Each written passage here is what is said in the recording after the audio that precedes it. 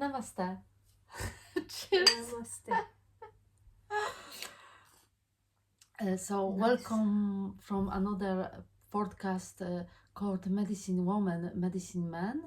And today my special guest is Marianne. Marianne, be Marianne? Marianne. Marianne, be Marianne. Yes, you often say like be Marianne. Oh, being Marianne. Yeah, Being Marianne, Being yeah. Marianne, yeah. What does it mean to you? What being Marianne? Yes. I think it's being me in all of the ways that show up. Mm-hmm. So whatever comes up for me, I feel that and be that and embody and embrace all of who I am without feeling afraid of that. Because feeling is kind of my language, like I need to, you probably often see me saying feel for me as well. I didn't notice that. You don't? No. Oh, you'll notice now. I often hashtag feel for me or do videos feel for me. And it's a language that I understand. If people are not feeling or not being in alignment with their feelings, then I find it really hard to communicate to them. We will go back to that subject. We welcome you from Scotland, from Edinburgh. And Marianne is Scottish, yeah, brought Scottish, Brendan.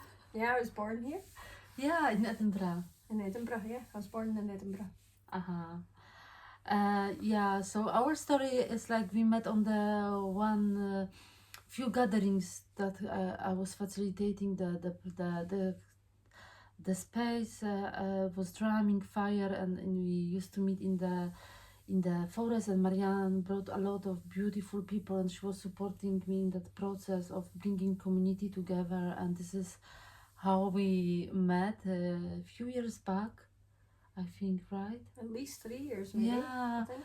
and it's it's still so beautiful that the connection, the seed that we planted by meeting is still alive.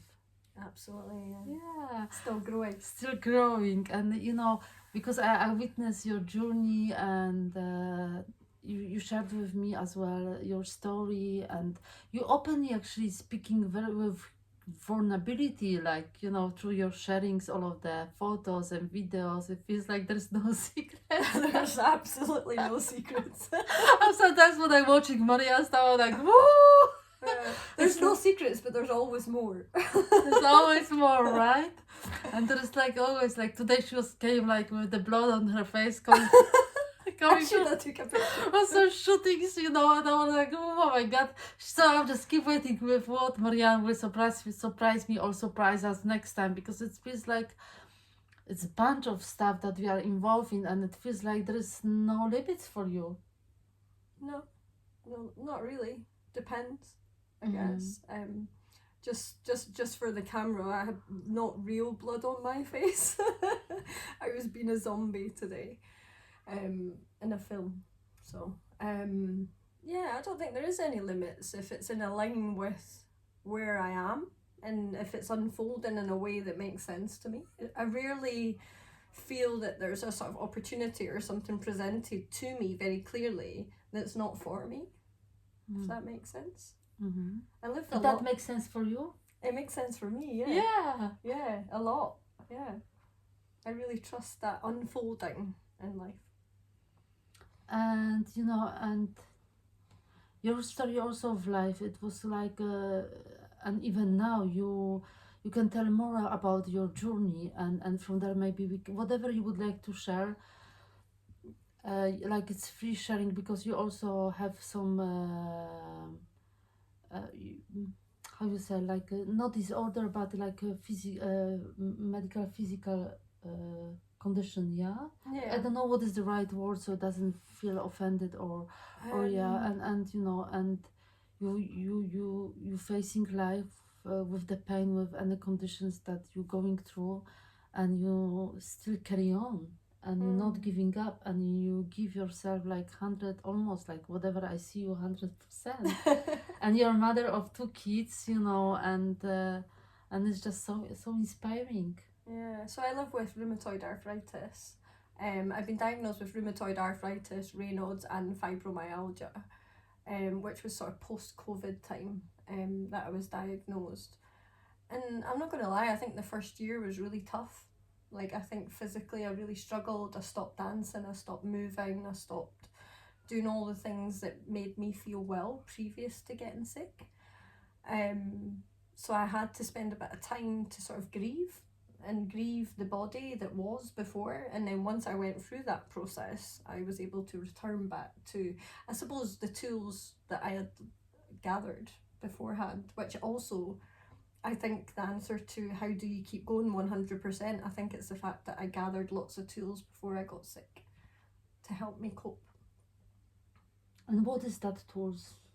My breath, my dancing, yoga, meditation, being outside, being able to find calm and groundedness in my body, having the ability to do that before, because I really think I would have struggled if I didn't know how to do that, because it's been really, really challenging. And getting out of bed every day and giving 100% most days is really what gets me through, because life feels really precious and I don't want to just surrender to pain. I'd rather work through pain and enjoy the little bits that I get gifted every single day.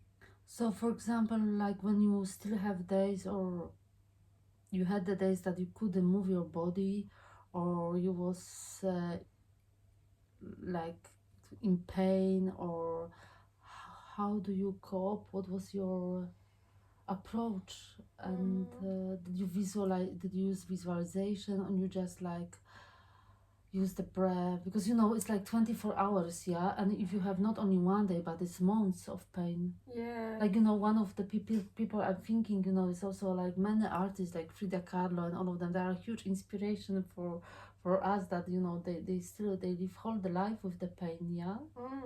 So how do you, and I know you paint, you draw, and you find your creative sources, because you still was creative in that moment of facing yourself in that state, right? Yeah, I think I don't quite know how, but I know that I was aware that lying down wasn't helping, so staying in bed, and I tried to sort of like go through a little phase of like popping pills and thinking that maybe it was something temporary, and I really struggled. I think a big turnaround point actually was probably coming to the woods when I met you, actually. About that time was a good sort of time when I started sort of coming out the house instead of sort of, and also, interestingly enough, that this taps a little bit into my life, sort of not just my life now but past, is that right at the time when I got sick as well, there was a lot going on with my family, which then led to a series of events which meant us have 2 little puppy dogs. So those 2 little puppy dogs got me out of bed every day. Like, suddenly I didn't have to think about myself and my pain. I had something else to focus on. So those little puppies, getting them up every 20 minutes, getting them out, having a pee, and like having like real focus, that sort of on a physical level, that really helped. And then I was then able to tap back into my body and do things like coming out into the woods and moving my body more and trusting my body. And also at round about that same time as well, I brought plant medicine back into my body as well, and that really helped be able to move my body. And what type of plant medicine did you Cannabis. Cannabis was the only thing. Like, within 24 hours of having it in my body, the inflammation in my knees was just like a miracle. I felt, but I had a lot of shame actually attached to that, because for maybe 20 years previously I'd smoked cannabis growing up. I used it as a bit of like self-medication and like a way of life, I suppose. I wouldn't say it necessarily affected me in a hugely negative way, but I got to a point in life where it was an everyday thing. So I cut it out of my life, and in that period of time when I cut it out of my life, I got really sick. So I don't know if there was a connection, whether this I believe that rheumatoid arthritis is like Epstein-Barr virus. So I don't know if I'd always carried that in my body from when I was really young, because I used to get sick. I would have herpes. I'd be run down all the time. And then when I put it back into my body, I held a lot of shame around it because I'd stopped for such little, well, maybe 7 years. And I was like, oh, why is this coming back into my life? But then I realised that actually I understood it as a medicine more than I ever did whilst I was smoking before. So it was almost like this mirroring of what had went on in my early life was now coming back to me to speak to me as medicine. It's also like when we speak, you know, about shame, it's like, it's interesting how it's transformed into medicine and healing process, like releasing the shame and being able to speak about it and actually to an honor. Because you know, like I believe so, like everything what we use is up to us inside, and any kind. I'm sorry, medicine, plant medicine, medication can have the shadow as well, right? It can be polluted and toxic to our body. So I think it's like an honoring the balance, and sometimes our body knows exactly what it is, and there is still a lot of freedom in it, but also there is like cannabis also, it's there was and it's still a taboo, and it's being judged, right? Because people doesn't know, like, or like, you know, somebody eat meat exactly, and or is on certain diet, very often we are going through judgment. But our body, I know people that went through a different kind of diet, they need to change diet. Even there was vegan, vegetarian, they need to start eating meat because they went going through some processes, and the only one way to heal was actually also through eating meat. And so it's like a lot of controversial topic, right, about diet. And I think like we are very often judge others without actually knowing. And then we judge even before that, or we start judging ourselves because the shame, the guiltiness. When it came back though into my life, and I seen like I really seen very clearly the medicine that it was, I knew that I had to openly talk about it after that, because I was like, why am I holding shame for something that is so powerful and so like gave me my life back within a 24-hour period. You know, I was able to live my life. My 17-year-old son at the time was having to lift me out of the bath, and like that wouldn't have been comfortable for him or for me, but it was like one of those times you just had to like do what you needed to do. And so then gratitude came in after that. I was really grateful that cannabis found me again, or that I found it, and that I have this new relationship with it. I don't rely on it, I don't need it, but what I realise is that it's there for me to medicate with when I need it. It's also interesting the way you said, you know, because you develop a new like connection. Hugely new connect, completely and different. This can happen also with people, and this can happen with environment. So we have that power of shifting, and the things can shift within us as well. When you just said there, intuitively I got a flash of like when you said environment, I had this like flash of like being a young mum and pushing my child down the street, and a bee come, and it was like going into the pram with my daughter. And see, previous to having kids, I would like run down the road like like screaming, and then suddenly I had this like new way of like connecting with nature as soon as my kids were born.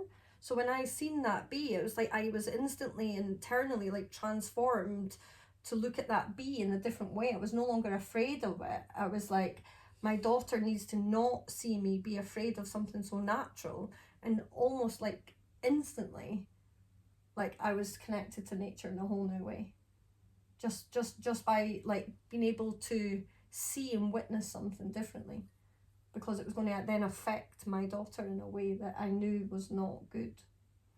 So that just like is again the same with the cannabis. It's like instantly I have this way of like when something, I always say it's like here, like in my heart, like there's this feeling of like something connecting, and as soon as that connection's made, it's like I can make a shift. Yeah, so you recognize it instantly. And it's like I can literally transmute it almost in an instant, and it feels really powerful, and really like within me it's like a really transformational feeling, and I feel like I like something opens up here, like more the minute that happens. And that was quite a big powerful one for me, where when I become a mum, because like I had these babies to protect, but in a way it was just like they mirrored to me everything about myself that probably wasn't right, but at the time I wouldn't have known that had I not seen the sort of reflection in them. And like, if you can name it, for example, what was like these challenges, for example? Fear that wasn't mine. A lot of those feelings that I've had throughout life that I've had to shift is like fear that's been like my mum's, my grandmother's, my like ancestral stuff. And I've realised that the minute that I recognised it, the minute that I acknowledged it, it was like transformative within my body. Like I could feel like the cells in my body change. So things changed kind of like itself, recognizing, or you Mhm. put some work, or you did some I exercises. wouldn't say there's like, not a lot of work. No, I wouldn't say there was a lot of work involved at all. It's more like an understanding, an observation, and like the minute that I have an understanding of where something comes from, or where it started, the root of it, then I'm able to transmute it, which feels quite nice. Yeah, because you know, it's like in any growing process, or I don't want to use spiritual because it's been, it doesn't feel authentic to me anymore Yeah. that much, you know, like in the way that, because you've been, it's like sometimes I'm questioning, because like, okay, people say like you can manifest very easily, and things of you need to put effort and work and stuff, and some other people say, oh, you don't need to do anything, things just, you know, comes to you in the right time. And I feel like there is somehow there is not recipe for anything like that. I think we are all different, and we have its own wisdom through it, and for different type period of the time different things works, and from different time there is different timing, different understanding in our body change and situation and stuff. But interesting things is like this recognition. It's like actually we can acknowledge, and I think like many changes, as I notice in myself and other people, like first step is acknowledge the situation. I don't want to call problem, or like, you know, even though we going through things, acknowledge and Like a challenge, isn't it? That, a challenge that we need to. I don't think we're always ready to hear or see it as well, though. But for me, I feel like I've always had this sort of like almost like, as I say, instantaneous sort of like transformative feeling within me, and as if I've not really had much choice but to sort of like transmute that and move forward into. It's interesting also because you said about the fear, and you are the one person that you are for me fearless. Like there's like, I feel pretty fearless at this point in my life, because I have faced and like came across so many fears and things that like at this point I feel pretty fearless. Like I don't feel like I can think of anything that scares me at this point in life. But it's interesting, like, because when I met Marianne in the woods, we was like the part of the gathering was the drumming, and you remember like. I was afraid to use your drum. Yeah, you was afraid to use the drum. I was terrified. And you know, and then I was like, and recently you told me you drum, yeah. You're able, like you are comfortable by drumming? No, I hadn't drummed before I met you. No, but after that now. Oh now, Yeah, and the minute that I found the confidence. So it was about the confidence. And that, but also just that sort of fears, like I guess when it comes to anything like music, it's like, for me it's a bit, because you know, as if there's a right way, and because sometimes people, like when I was sharing, was like asking, oh, I don't have a training, it's like I always like, you don't need a training. It's like it's interesting because children, when they see something and they feel pulled to something, they just grab it. They don't ask for permission. Then they ask, they just try, and exactly, they just like. That's why children are my inspiration. Children are my inspiration every day. I just watch the children, and whatever the children do, I'm like, I'm going to do that. So do you feel like your own children also support you, and raising the children as well support you to develop yourself, or to experience yourself in a new way? 100%, and open a new doors for you to liberate yourself more? from day one, the minute that I had kids, there was just no question. I just knew that I was like, at the time it didn't feel conscious, like on reflection I'm aware that I just was continuously moving forward in a positive way, and I was learning a lot about myself. When Ashley was my daughter, I think she was 12 or 11, and my son as well, I remember noticing that they were quite uncomfortable in their body, and at that point I was too. Like, you wouldn't have caught me dancing or doing movement, or I'd walk and I wasn't like hating on my body or anything like that. I just wasn't in my body very much. Like, physically I didn't have any confidence to move or dance, but see, the minute that I seen that reflect upon my children, I instantly changed that as well. I started dancing, I started doing yoga, and I was just like, I can't watch my children suffer at the hands of like mirroring me that way. It didn't feel comfortable for me, so I was like, okay, I need to dance. I remember going out dancing with the moon, and it was right at the time when life felt super challenging as well. I suddenly felt like somebody'd like lifted a veil, and there was abuse everywhere in the world, and I was really emotional. I was crying a lot. I was going out dancing, and so it was like a really healing process for all of us together as a family. So then my kids started doing the same, and we started like traveling together and doing things together, and sort of like reconnected on like a deeper level. And you also, I remember, like, you brought your children to the forest as well. Your son joined us. Your daughter Ashi also was with us almost every time, and it was just like you. And there was also mothers with children, because this was actually the project as well, to involve children. Yeah, it was a family and wellness. Yeah, family wellness, that is so important, and especially like in some events, mothers, like parents, are not allowed to bring. Because it was also open for men, it wasn't really open for women, but mostly there was like gathering of women mostly. Yeah. But you know, it was like the children also was had huge impact in that, and to bring children and to like this spend quality time together, and you know, cook very simple food from the fire and bring, and that sharing, and that, you know, whatever we do for a few hours is like it stays with us. Absolutely, forever. Forever. Yeah.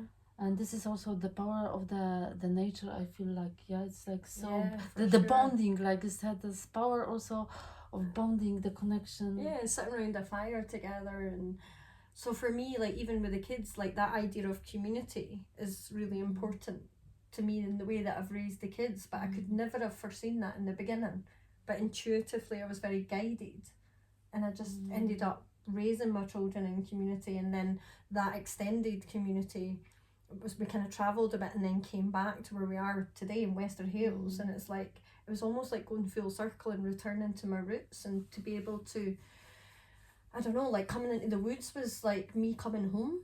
Yeah, but also, you know, before we're gonna go deeper into your personal process of healing and what is for you medicine and all of that stuff, you also you was like self-schooling, like how you call, like you was homeschooling, right? Home education. Home education, yeah, this is yeah, so you can share more about it, because you home educate your children, and how you see like, yeah, what was the challenges and what the support because you see them now growing, they are like almost adults, yeah. So you could you share more about that how the process was for you? Okay. So I started home educating when they were coming out of nursery, sort of age maybe 4 and 5 roughly. And I remember just questioning the nursery teacher and asking, why do I have to be here so much? You know, this process feels quite a lot, dropping one off, picking one up, dropping one off, picking one up, rushing to eat your lunch to get back to the nursery. So that's kind of where the questioning started, after running back and forward like 20 times a week, you know, like do. And I just thought, this is kind of spoiling our days. And I started speaking about it with the nursery teacher, and she was like, Marianne, your kids don't have to be here. She says, in fact, I think they'd be better off not being here. And I was like, oh, we like lights going on in my head. And I remember leaving and doing a bit of research and just seeing that home education was quite an American thing and European thing, and I didn't know anyone that did that. And how long it was? Long time? So that would have been about 17, 18 years ago. 17, 18 years ago. Because they're Wow. 19 and 21 now. So at the time it was definitely what felt like quite a brave thing to do, because like everyone around me had no kind of sort of like, we weren't from a family of like educators or teachers, or you know, I was raised in sort of the outskirts of Edinburgh. I wasn't educated myself really. I left school when I was 15, but intuitively I knew that my children were learning, and that I was just like, I want to do more of this, you know, I want to be together with my kids and enjoy life. So that's what I said to the teachers, and then the teachers sort of guided me in that direction. I ended up choosing to home educate, and about 3 months later I remember standing at Christmas time, it was so beautiful, at a place in Morningside, and there was a choir. It was like a home ed kind of Christmas thing, and there was Ash's teachers sitting and standing in the choir just like looking at me, and then there was like other people from my past as well, like in this space, like all looking at me singing. And I was just like, wow, I'm in the right place, you know, like it just felt so right. And I mean, at the time people were like, oh, you can't do that. Even my partner, their dad, was like, oh, what do you mean you're going to home educate? Can't do that. And I was like, well, actually I can. And I never really knew what that would look like. I never had all the answers. I never really tried to convince other people what the answer would be either, because I didn't know. I was like, I'm just here in the moment, my children are happy, the schools are there, if we need it we'll use it. And we didn't need to, apart from 8 days when Ashley wanted to try it when she was 7, because of course she would. Why wouldn't she not want to try something that everyone else does? And so she tried that for 8 days and then came back out again. And we just the challenges were just other people in the early stages really just judging us. And according like, to the time, because you need to put a lot of did you feel that actually, because we some now I think did you feel that you need to put a lot of effort, a lot of your time, and how do you know, because many people work so how it was like for you? So I wasn't working, and I just sort of found my way into, I suppose, the Edinburgh home education community. And within that sort of community I was able to meet people. Again, I was doing a lot of observation. I was hanging out with people who I'd never met in my life. I came from quite a sort of what's like a working class community, so I was walking to what felt like quite a middle class community. People who had lots of money, who had raised their kids through like going to National Childbirth Trust, things like that, you know, who had went to privately educated schools. There wasn't that many Scottish people around. There was a lot of English and a lot of people from all over Europe. So I was kind of walking into a world that felt a little bit scary, just a little bit, but there was that curiosity and that drive for my kids. And I was going and hanging out in these places where I was like, I don't know any of these people, and I don't really know what to expect, but I'm here to learn. And I just moved through it all, like, and got a life. Like, I felt like I went to university over the last 15 years. I felt like I studied psychology or something. Like, all these people, all these different people from all over the world, with all different lives, all different jobs, all raising kids together, but all for different reasons. So that was like really fascinating for me as a mum. And I was also able to sort of see what worked and what didn't work, because there was a lot of extremism within the home ed community, just like you get in any sort of communities, you know.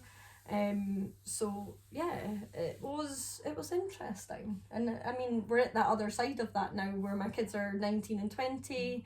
During COVID, they were able to go to college without any schooling in their whole life, without any formal education. They went off, did an interview, got the interview, passed tests with flying colours after never being taught to sit down and read or write or anything like that. They just did it themselves, and we lived, as I say, if you live well, then you can't really go wrong. So that's kind of what we did for like the last 20 years, and they've had jobs. She's a sound engineer, you know, like she's at college studying sound. Brian's going back to college to do a bit of social sciences. He's had jobs.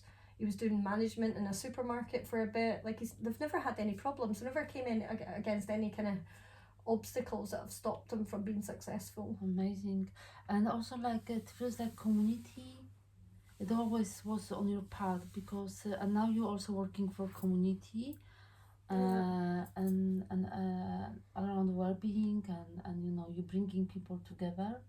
Mm-hmm. Yeah, I suppose when the kids got to maybe around, just to give you a wee bit of a timeline, I think they were like 10 and 11, and I sort of pulled away from the home ed community and started travelling a little bit. Like, went off to Australia and Poland and Germany and the Canary Islands. I went to different places, a couple of places for work as well, and the kids came with me. We sort of just decided to kind of sort of like free up life a little bit and move around a bit. And then after, how old were they? We kind of moved back to like the west of Edinburgh in maybe 2022, and I just happened to, interestingly enough, there's a wee story to this. I just happened to, as I came back to the community where I was raised, my dad was still living there, I came across this space, the space where I work now, which was a project with the Edinburgh Art Festival, is one of their main commissions in 2022, I think it was. And my dad had told me about this place, didn't really know much about it, but 2 weeks before, when I was living in Dunbar in a caravan, I had tried to rent a space to open in the evenings so we could do like meditations and different things, and that just didn't happen. And then I came across this space and I was like, oh, it's already built. I don't need to do anything. Maybe I can just join these guys. Yeah, but at the new community that now you're doing, you put a lot of effort and a lot of energy, and you almost did open the space from scratch, from nothing. Yeah, so once we did that one, we closed that one down in August. We left the property where we were because we turned that into like a sober space. Then we went to this new place. It was a Polish shop. We took over a Polish shop and we smashed it up, took down all the walls, wore a face mask for about 4 months, and then we opened in November.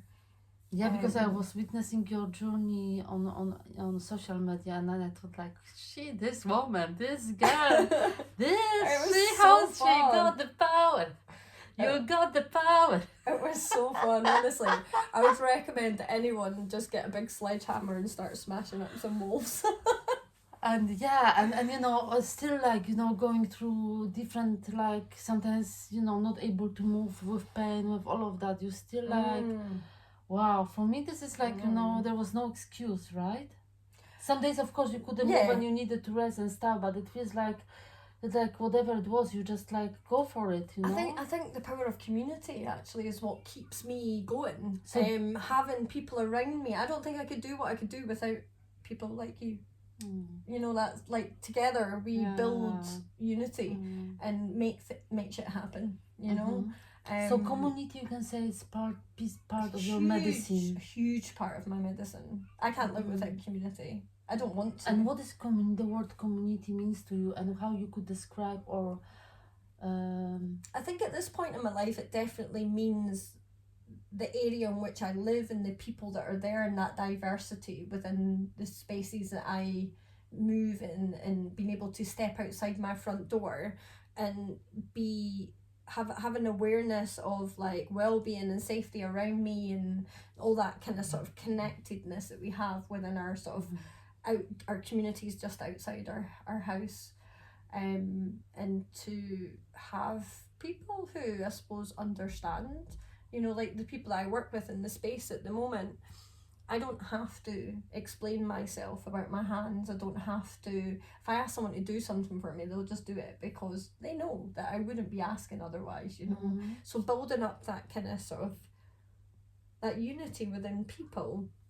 And I think for some point in my life, when I raised the kids around the home ed community, I probably had this illusion that somehow we needed to live within those boundaries of everyone feeling or thinking the same. I think there was like a little bit of me that thought, oh, like, you know, everyone, but actually for me, I feel most happy when I'm around that diversity, when I'm not just hanging out with people that all think the same, because that's just a bit boring, isn't it? And a bit like where it, like, for me, there's no personal growth, and there's no challenge or no yeah, I like all of it. I like all of the feelings, all of what comes with being human. And for me, you find that right outside your doorstep usually. And if you don't work with the community, or you also have your own service, can you say more about your work? So I'm a mentor. And how people can find you, yeah. Okay, I'm a mentor for families. So I have a business called Simplify and Create, where Simplify, create. Simplify and create. And create. Yeah, simplify life, create what you need, however you want to look at it. That's kind of what I've done. I've simplified the way that I live, so that I can create space for the things that are important to me. Sounds very simple, right? It can be. Like Mary Poppins. So in my business, I support parents. Quite a lot of parents who are maybe what you would describe as neurodivergent, and people who really struggle on a physical level with like hoarding. Or I'll support parents. At the moment, I'm supporting a client whose daughter is really young and she has like issues around eating due to health and due to things that were happening in family life. I have another client that I support who's also got a child, but quite a lot of hoarding stuff and a lot of past trauma. So sometimes I'll take calls to do with home education. Sometimes I'll take calls, mostly food related, screen related, behavioural issues.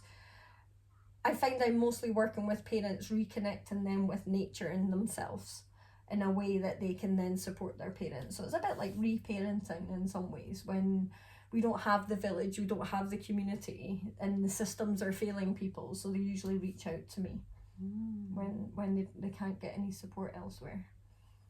And how that idea of came to you, like? I just did it intuitively, so like always, yeah, like always intuitively. Always. So I guess sort of pre-2015, I was supporting a lot of parents in a way that I was giving all of my energy, and there was nothing coming back. So I then was feeling very depleted. I was supporting parents that weren't necessarily asking for my help, but they were relying on my help. So to me, I felt like instead of enabling people, I was disabling them. So I had that intuitive, again, switch in my brain where I was like, okay, this is my trauma being played out here. How do I use that in a way that it feels positive to me? How can I use it as tools in my pocket in a way that it feels healthy? And I guess other people mentoring and supporting me were like, well, Marianne, you know, what are you going to do about it? And I was like, well, what can I do about it? So I then wrote a big article and put it out there and said, this is who I am and this is what I can do. Can I support you? And then I got some clients that were willing to pay for their services, and that there was that exchange. But then what I found was that I was working with quite wealthy clients and not being able to support the people at the grassroots, which is what I'm all about. So I was able to find a balance. So I was working on a sort of sliding scale for most clients. So I was able to sort of charge like a full rate, but also I would never say no to a client either. So I was able to find that balance. Amazing. So yeah, it's been really good to be able to do both. And working in the community and supporting parents in the way that I do, it all kind of like, it's like this kind of dance together. So like what can be challenges when you work for community? What sometimes trigger you, or is there anything that trigger you, or do you see any challenges, or did you saw any challenges working with or collaborating or being involved in the community? If anything, I've found that with working collectively, like at the moment, so we run our space as a collective, there's around 25 of us. I'm finding it really helpful, because in situations where you intuitively want to maybe respond a certain way to a situation, you're able to kind of step back and get support in that. Let's just say if there was like a breakdown in a relationship, for example, instead of it being all on me to fix for myself, I can take a step back and then ask for support, and then others can sort of like maybe work it in a way that it feels healthier. Amazing. So that's been really good. Really good. Challenges.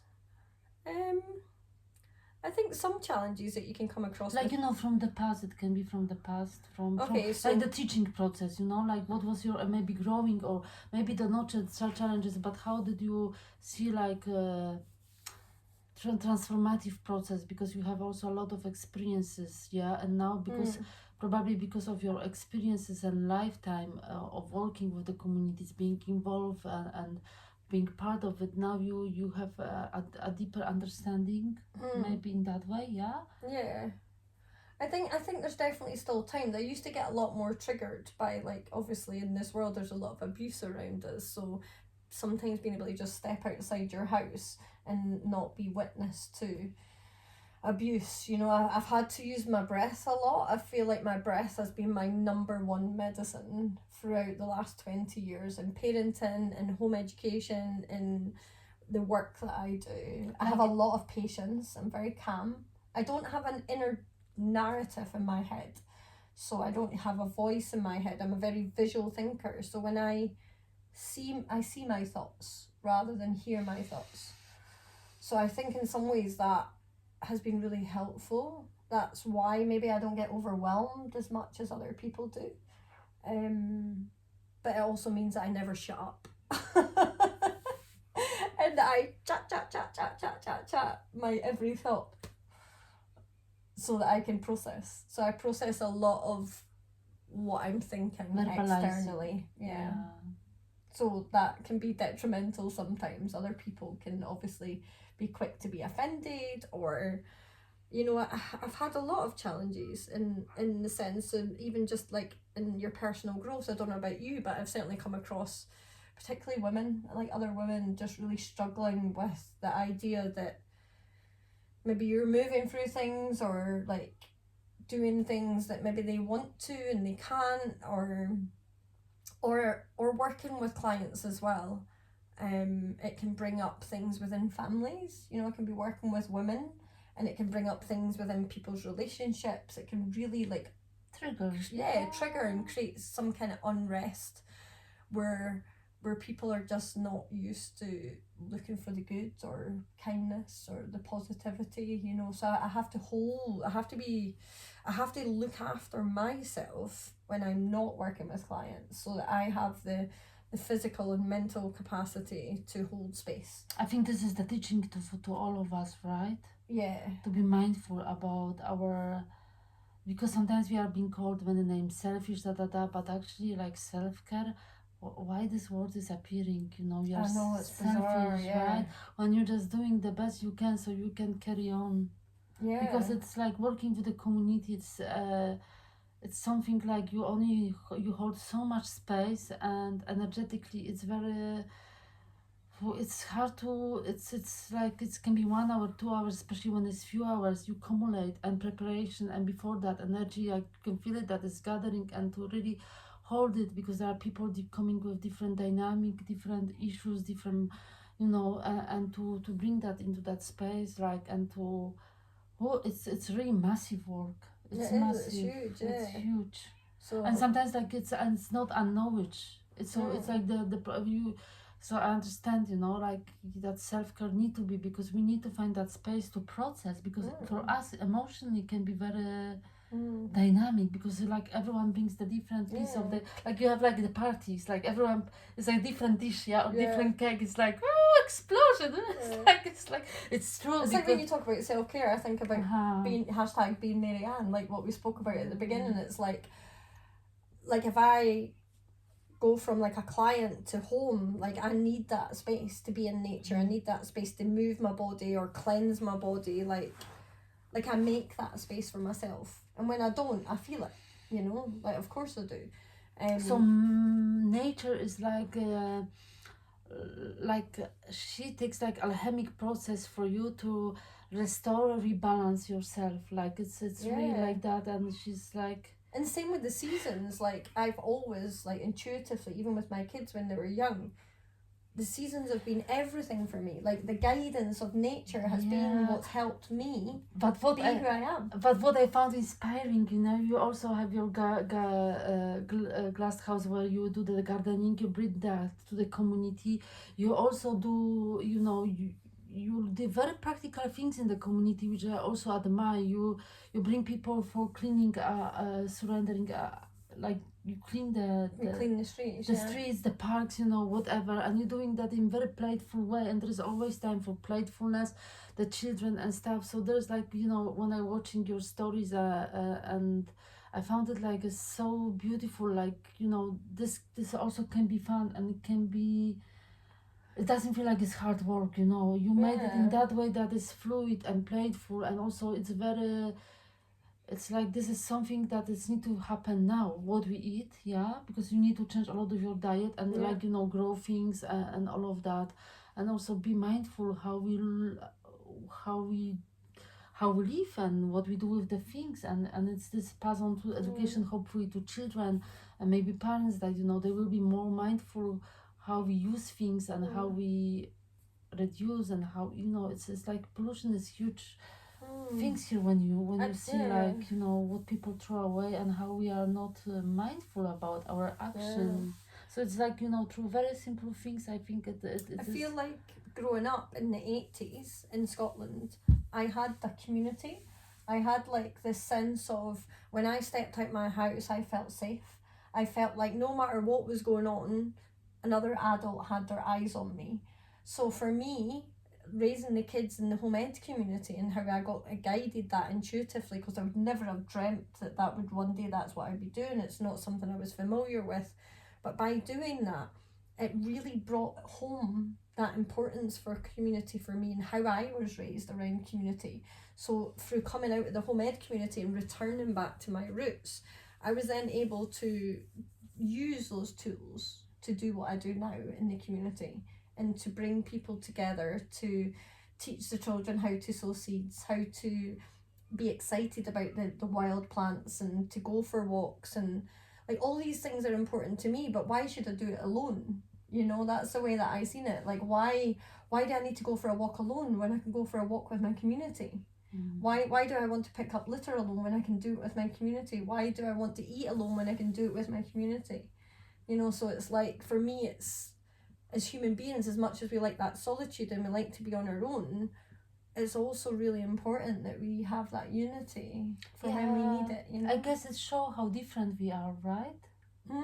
Yeah. How unique we are and different, and it's so beautiful that, you know, the things that you grow with and are mindful for, important for you passing on, and they are part of like recipe, because when you make recipe, it's not only one thing, it's like the mixture of different things and products. So it's kind of beautiful that what you're creating, I see a different plate of the dishes that actually somehow, you know, from creativity, you know, from playfulness, from environmental knowledge, you know, from health and well-being, you know, you also bring the dance movement,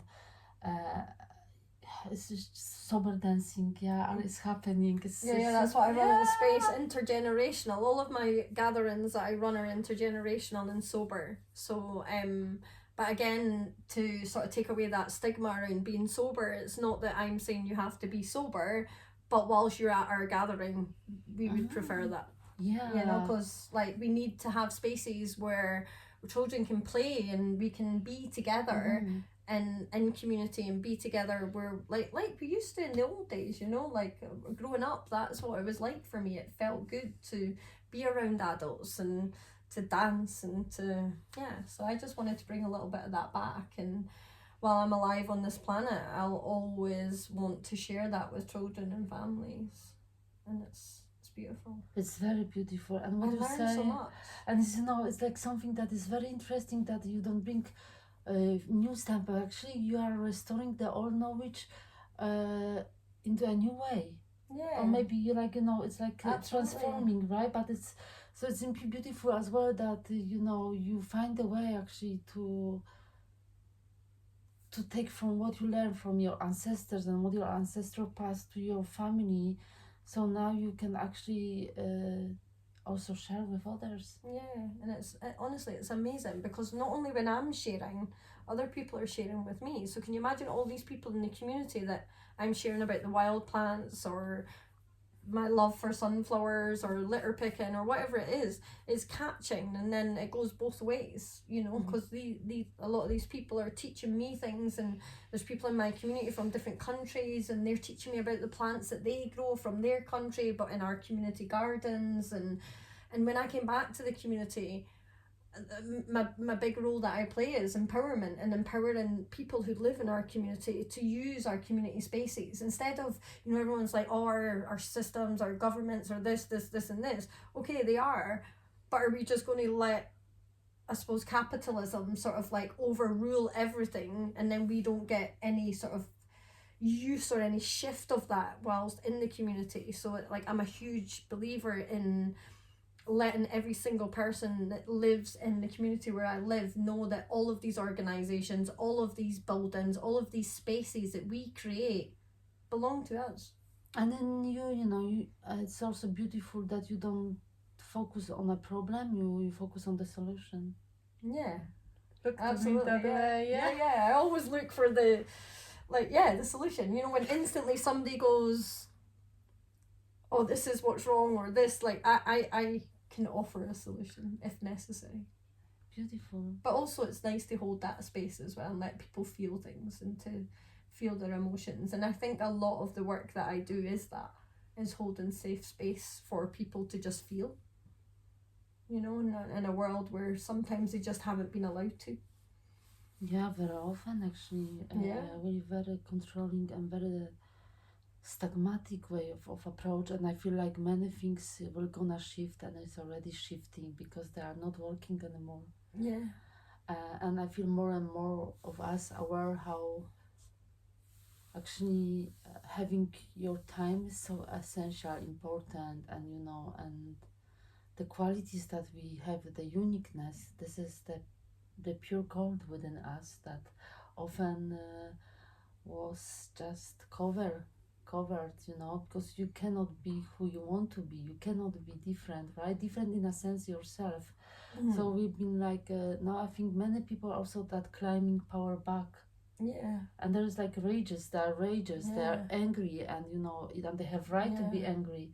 We have right to express our emotion truly, because you know, it's like, I don't want to use the word, but it's a bit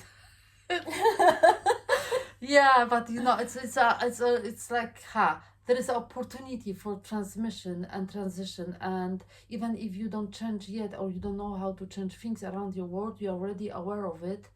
And also important is what I'm learning, and it took me so long time to not to give power away to emotion, feelings, negative, and sometimes of course very often they take over. So my work is like, you know, to stay actually grounded all the time, because it's for me easy to fire it, to spread the fire, and it's everything we're gonna burn. So take that responsibility for my emotions, you know, and things are a mess, but I will not gonna try to focus on a mess, but I will just still, and that is as inspiration for that medicine man and woman, you know, just also for me to see that the change is possible within us, and it's maybe not happening to one day, one night, but it's and something that we need to dedicate life to it, right? Because it's like, it's you could see how you grow. That doesn't happen. It takes change is a big part of life, isn't it? Like, it's, if we look at nature again, it's always moving, isn't it? It's always shifting. And cycles. Indeed. And if you think everything is in cycles, Isa, we can move through. Yeah. You know, it's not stuck forever. No. Just shift with the cycles. Yes. And we are in the April, so it's everything's like opportunity. And lots of like growth, and the sun is shining. Oh yeah, pure medicine. It's the best. And my love, what does it mean to you if you hear the words medicine woman, medicine man? What does it means to you? Like, because you can speak about woman, because you're or if you identify yourself as a woman, because I don't know, you know. Yeah, no, I identify as a woman. I think to me it's that understanding, or for me it's the understanding of walking back home And to me, that's nature to self, and that connection and understanding the plants and the medicine around us, and the medicine within. So it's like, when I think about like walking back home, it is most definitely in sync with nature, but it's like, it's here to my heart. Yeah, the medicine is in here. And a lot of the time we're either like building walls or closing it down, or, but I think we need to like, open up the heart fully. And that's what I mean by like feel for me. Like feel all the shit, you know what I mean? Like we just don't want to feel things, but we're humans and we're meant to feel things. And this is what I love about you, because some people are scared, and you cannot speak about things that you're going through because they are too heavy or you are too heavy. But with you, actually, I never felt that way, and I could be truly myself, and I think this is the beauty when we meet somebody, that there is a space for that. Be yourself, be like, yeah, and compassion and understanding, and just that witnessing as well, and listening. And I think this is like the pure beauty of humanity that can rise within us. 100%. That observation, for sure. We're never still enough. Humans don't stop enough and watch and listen. Like really listen. Or even, I'd even go as far as say listen from here. But I do actually have a lot of faith that there's a shift. But I think the shifts have always been there. I think we're circling round. Do you feel like we're going through also cleansing process, like globally, that things are like, feels like intense? Yeah, I feel like things are speeding up faster. So it means that we can move forward. Do you feel like we can also? Yeah, I think in our shift lifetime things? we're going to experience more state of kind of like euphoria, like that connected kindness again, before we die out. I think before you and I think we're at the beginning of this. I hope so. The cycle. Yeah, exactly. We've came full circle, and now we get to experience all of the love and all of the kindness and all of the connection. But we had to witness all the shit too. That's just how it goes. And I don't know if that'll ever go away. I think it's part of this human experience. Yeah, indeed. And Feels like it. It feels like it. And again, it depends. I found it like if you're doing that things on your own can be very, very, very, very challenging. Very challenging. So that's why it's amazing. And many of us, we don't ask for support. Yeah, we don't ask for help for many different reasons, because we are ashamed, or we feel like we need to do it on our own, because we meant to do that. We need to do it on our own. It's like how, and there's a lot of things that, yeah, and many of us have not that cool. It's like they don't see possibility as well of asking for help or rising. And sometimes people ask, and unfortunately there is just feels like nobody is listening. Yeah, to find the right resource and people and community that actually doesn't need to be your family, it doesn't need to be your neighbor, whatever it is. It can be, for me, it's very often was nature, the trees, the birds, the mountains, the hills. There was the one that really was carrying me, the water, and so it's like to find that community, even if it's not humans. I think with humans it's might be more like, it's also important because we can verbalize things and there is feedback and you really feel like, yeah, but it's also nature is working in different way, yeah, supporting us and carrying us. But it's also beautiful when we actually have that support from families or from beloved one, or it's Yeah. so important to have that, because it's like, many people, it's very easy to judge other, why we are this, why you are alcoholic, why you are drug addict, why you suicide, why you this, they're blame, why you did, why you that, why you all, and you hear like mantras, and it's like the blame, fear, and people like, it's like you can see how the body is like, and what, it's like, It's like shutting down. exactly. Yeah. And then it's like, when you, hey, you look amazing, hey, you're doing, you're sparkling, you this, I think is so important as well, to give actually authentic feedback and notice the difference that we see in each other, right? Yeah, absolutely. Like to, not to focus on negative, but also like really see the beauty within other people and within yourself. And how many times we say to each other in the mirror, hey, you look sexy, you look great today, oh, all of that things, oh, look at you, it's like, no, it's like, no, terrible. It's like, no, look at you. Hey. To acknowledge that. This year I've been acknowledging the idea of what it feels like to be proud. That's been really hard for me, because I don't know really right now where it comes from, but what I've been aware of is that I always shift that feeling to my kids. Like, oh, I'm proud of them because of their achievements and what they have done, but never been like, I'm proud of the choices that I've made. I'm proud of the journey that I've went on, or like I found that really challenging, like to understand what pride feels like. So I've been working on that a lot, in the sense of thinking about it. I've been to a couple of sessions where I've been writing about it and painting about it, and not intent, like it's just unfolding, like everything else.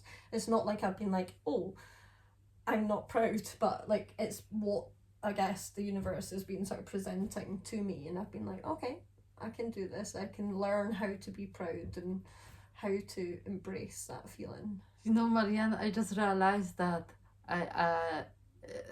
our conversation could last forever, no, it's like, and I was kind of imagining like, oh, so it could be like a multi-podcast, it's like not part of the medicine project, like medicine moment, but I could see each other like talking meeting every month and sharing like this witnessing of life, because we should do that. We should do that, it's like we should do. So there will be more sharing of us in that different. I think it's gonna happen. I had lots of moments like that today, so I'm sure it's like, there's like so natural and so beautiful, like you really always move my heart. And when I see you, but it's not because I'm saying that because I want to please you, but I want to honor your presence and your medicine and your heart.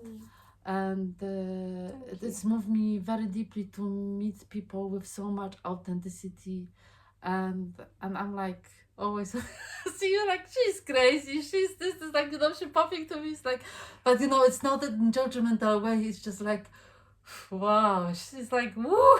But it's like, it's so beautiful, because I feel like it also shows how alive you are, how creative you are, because you are no label, you are not this and that. It's just, it feels like very multidimensional, because it feels like, and it's kind of unwrapping your story. I feel like it's can still unwrap, and there is so many stories in this lifetime that you are like developing, and it's so beautiful to witness. And we're gonna share with you the how you can find Marianne and how to can reach her if you need support and more guidance, or anything that you feel can be mindful for you as well. I think she will don't mind to share it, and I'm very grateful for that time. And I see we could speak much more longer and go deeper into things, but I think this is just an invitation for us to plant the seeds, and maybe there will be some little seed that was planted today as a different form of the project. Sounds good. Yeah. Sounds good. So do you want me to share where you can find me now, or are you going to Yes, you can say, and I will type it as well. Okay, cool. Yes. So you can find me on Facebook at Simplifying Crate. You can find me also as Marianne Jacobs, and you can on Instagram. I don't have a website because I don't need one, because I work through word of mouth, and I have full PVG checks in Scotland and stuff with the families that I work for like vulnerable adults and yeah, you can just like type in Marianne Jacobs and you'll find all my socials. And it's all very, very everyday updated. I guess I sort of express myself digitally, so there's a lot of like sort of digital art and videos, and how someone described me as a hardcore documenter. Hardcore documenter, like that. I do not, I'm more of a creator than a reader, so I just create a lot as a way of expressing myself and documenting. So I felt like if we're gonna create today recipe, it will be like the ingredients, like are part, I think, of your journey is a community. Well, it's and it's breath and it's nature. What you will add to it, or like if the medicine, the recipe that you feel. You said community? Community, breath, and Dance. nature, dance, In my heart. and your heart, and food. Food, yeah. I mean, I feel like I'm always on a journey with food.